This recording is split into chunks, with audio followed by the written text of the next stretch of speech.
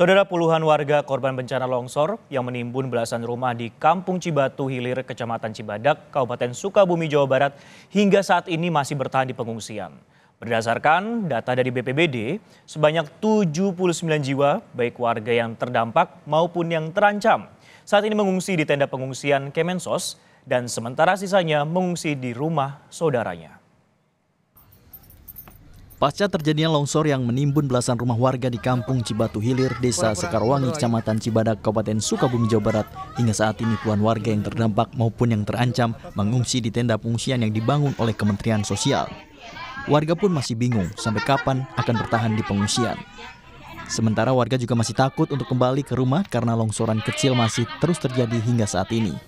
Kebutuhan pokok dan makanan pun saat ini sudah terpenuhi di tenda pengungsian. Ini udah berapa hari, Bu? Tinggal 3 hari.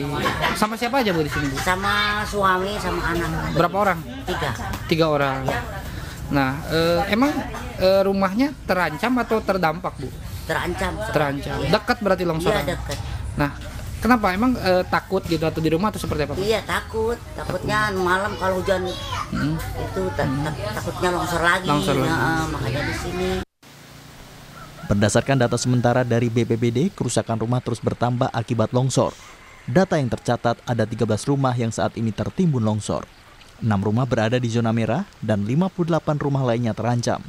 Sementara ada 79 jiwa baik korban terdampak dan warga terancam mengungsi di tenda pengungsian Kemensos. Sisanya, BPBD masih melakukan asesmen data karena sebagian ada yang mengungsi di rumah saudara.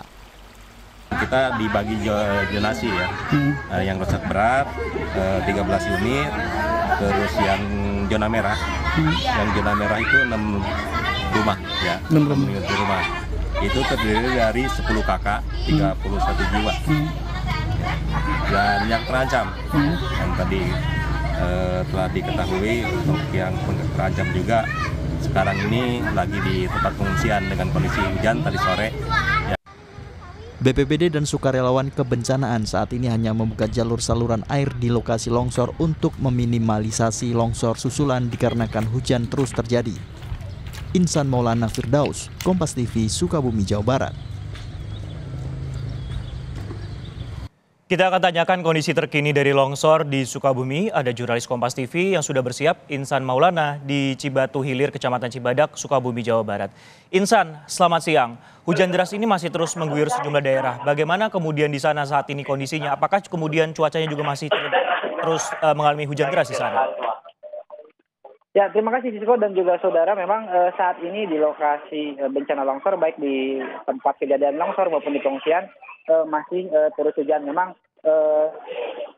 intensitas hujan di sini tidak begitu deras, namun hujan tersebut secara kumulatif terus terjadi sehingga memang mengkhawatirkan warga dan juga relawan di sini. Bahkan hingga saat ini lokasi longsor yang menimbun 13 rumah ini hingga saat ini belum dievakuasi. Karena apa? Karena memang pihak BPBD dan relawan lainnya masih menunggu kajian PPMBG.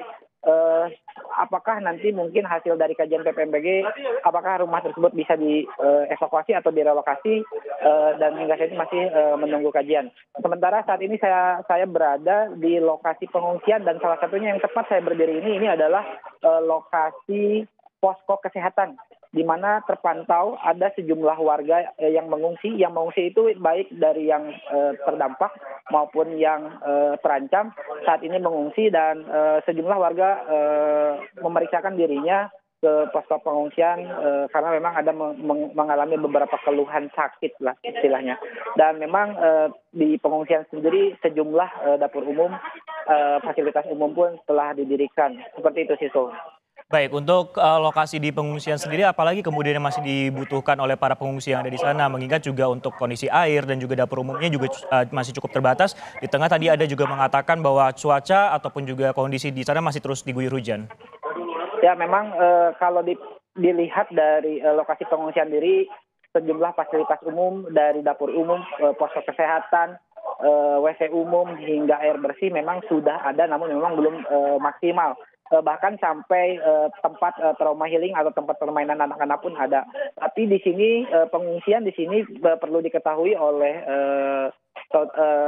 saudara sekalian bahwa pengungsian ini berdiri di tanah perumahan yang memang alasnya itu tanah. Jadi sehingga ketika hujan terjadi memang di sini pasti becek.